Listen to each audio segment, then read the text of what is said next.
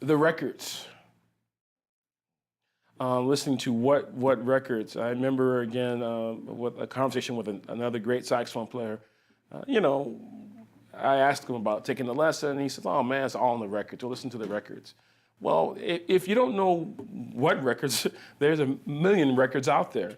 So being able to, discern that. I mean, understanding the history nowadays, students are at a great advantage, which is they can Google their favorite artist, or they can, go to iTunes and put their favorite artist name in there.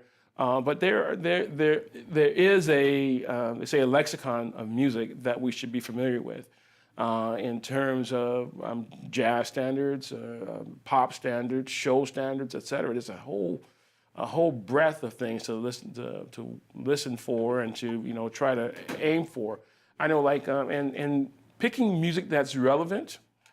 It's like 2 weeks ago, Marvin Hamlish passed away.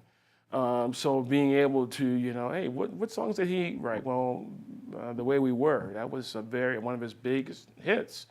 And being able to, hear the different versions with Streisand and Carmen McRae, et cetera.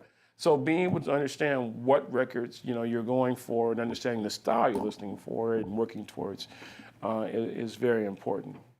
Books, I would say there are so many out there, but one of the greatest avenues and assets I think, Jamie Aebersold. Because he really specializes in that, and the play along records are very good.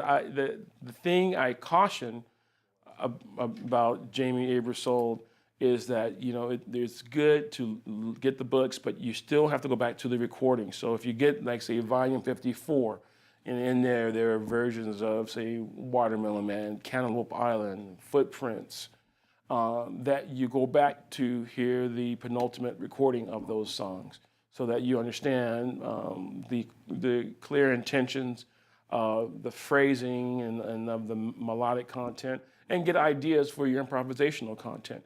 It's nothing wrong with quoting part of the improvisational content in your improvisation. I mean, or using it as a basis to launch something else, because it's most people will be familiar with it. And if they're not familiar with it, you could turn them on to it.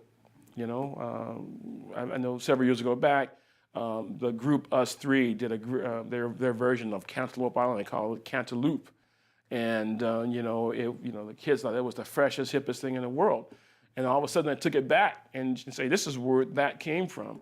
And then they even thought the original was even hip and sick, as they would say. I mean, I think, hey, that's what you want it to be. I think, so knowing the history really helps you to figure out the future and the direction, and then not being afraid to take it in different directions. Listen to great artists right now who are out there playing, current artists. It's a whole slew of guys out there who are doing some great things in the music. On trumpet, you have Christian Scott. Saxophone, Walter Smith III.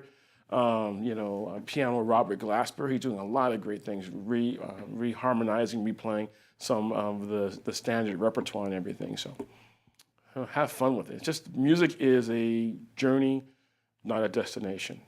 Enjoy the journey. Create your own journey. Hang out with some friends, learn some new tunes, learn some music, and play. And last but not least, write your own stuff. Write your own music. Write music that that you have a connectivity to. I'm playing with this artist Eddie Gray, and I'm enjoying his music because he's writing his own stuff, and it allows me to use my imagination within his music. So it's fun.